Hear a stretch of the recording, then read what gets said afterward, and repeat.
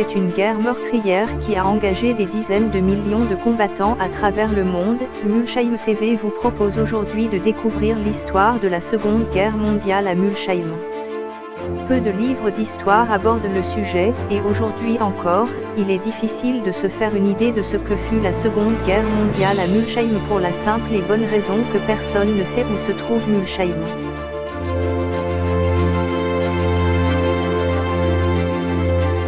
Si tous les historiens s'accordent donc à dire que la Seconde Guerre mondiale prend fin en mai 1945, il n'en est rien. Les troupes allemandes furent bien lancées sur Mulsheim en 1939 mais n'arrivèrent réellement sur place qu'à la fin des années 70.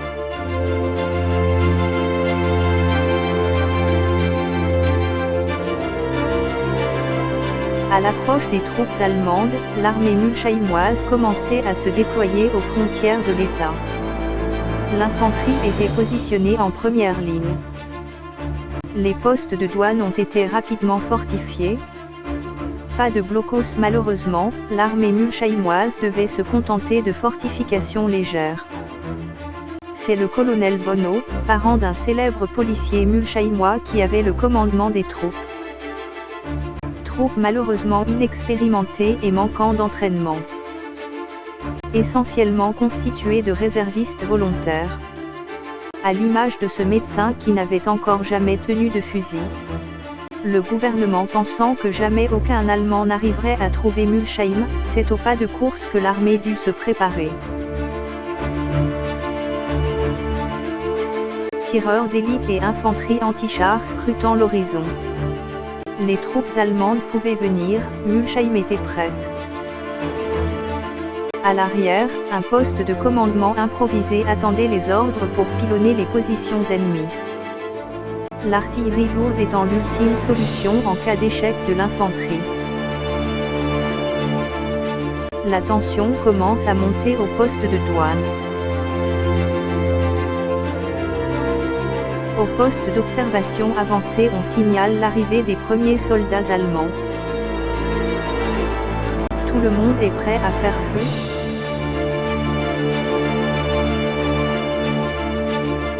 Ça y est, les Allemands arrivent. Malheureusement, ce n'est pas une simple division d'infanterie qui arrive mais également des panzers. C'est donc sur les hauteurs de Mulsheim, au poste de douane, que les premiers affrontements vont avoir lieu. C'est la 168e Panzer Division qui se lance à l'assaut du pont. Sous le commandement du général Müntefering. Les premiers tirs se font entendre.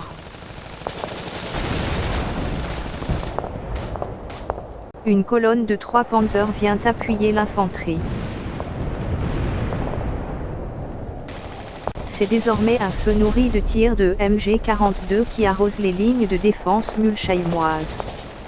Le premier panzer ouvre le feu. Et les premières fortifications tombent. Le colonel Bonneau ordonne aux premières lignes de défense de battre en retraite. Les mitrailleuses lourdes continuent d'arroser la zone. Le nid de mitrailleuses mulsheimois est anéanti. La 168e Panzer Division semble inarrêtable.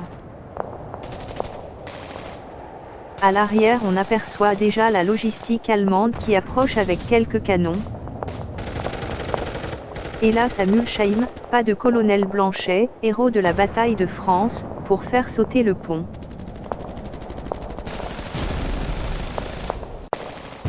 Les mitrailleuses allemandes continuent de faire d'innombrables victimes dans les rangs mulsheimois. L'infanterie prend place derrière les débris des premières lignes de défense mulsheimoises. Le général Müntefering avance rapidement et personne ne semble en capacité de l'arrêter. Ce ne sont malheureusement pas quelques bazookas qui vont arrêter une colonne de panzers. Cette colonne qui est désormais totalement engagée sur le pont et s'approche dangereusement du poste de douane. L'infanterie se protégeant des tirs à l'arrière des blindés. La Kübelwagen du général prenant également soin de ne pas s'exposer aux tirs ennemis. les artilleurs s'apprêtant à déployer les canons antiaériens pour s'en servir contre l'infanterie mulchaïmoise. Mais les troupes du colonel Bonneau ne vont pas abandonner la frontière aussi facilement. Déjà quelques soldats allemands perdent la vie sous le feu nourri de l'infanterie mulchaïmoise. Le général Müntefering poussant ses troupes à accélérer pour ne pas laisser le temps à l'infanterie mulchaïmoise de se réorganiser. L'infanterie allemande arrive au bout du pont et se protège désormais derrière les rochers et obstacles anti-chars. Les 3 panzers prenant également position à l'extrémité du pont. C'est un flot ininterrompu de soldats allemands qui arrivent derrière les chars. Les canons antiaériens se déploient et s'apprêtent à ouvrir le feu sur le poste frontière. Les chances de tenir le poste frontière s'amincissent de plus en plus. En contrebas, la ville de Mulchaïm a été totalement désertée. De plus en plus de victimes sont à dénombrer dans les rangs mulchaïmois. Il ne reste en première ligne que le médecin, le colonel Bonneau et quelques soldats. Les panzers écrasent tout sur leur passage. Un tireur d'élite parviendra cependant à déstabiliser l'ennemi, en blessant mortellement le général Müntefering. Le premier panzer quitte le pont et est désormais à une cinquantaine de mètres du poste frontière. Les MG42 réduisent au silence les quelques soldats qui tenaient encore leur position, ne laissant quasiment aucun survivant. Le panzer de tête s'approchant dangereusement du poste frontière, il va falloir agir vite pour le mettre hors d'état de nuire. L'infanterie anti-char ouvre le feu, et le projectile vient directement faire exploser le râtelier de munitions du panzer, ce qui fera voltiger sa tourelle plusieurs mètres au-dessus du char. Le chef de char du second panzer qui a vu d'où provenait le tir ordonne à son équipage de viser le toit du poste frontière, réduisant au silence l'infanterie anti-char et les quelques tireurs d'élite qui étaient également présents. À l'arrière, une division d'artillerie légère vient tenter de renforcer le poste frontière. Un camion lance-roquettes directement inspiré des orgues de Staline fait partie du convoi. Le colonel Bonneau qui s'est replié jusqu'au poste d'artillerie ordonne une frappe au niveau du pont. Les 2 postes d'artillerie ouvrent donc le feu en espérant détruire le pont pour forcer les Allemands à changer de stratégie. Hélas, le pont n'étant pas une construction d'IWD, il ne s'effondre pas, mais les tirs d'artillerie permettent la destruction d'un canon antiaérien. Un tir vient aussi frapper un camion de logistique allemand. Le général de la division d'artillerie légère reçoit l'ordre du QG de ne rien tenter au poste frontière et de descendre à l'aérodrome de la zone 51 où des renforts sont attendus. Le colonel Bonneau prend la fuite avec quelques survivants du poste frontière et la division d'artillerie légère.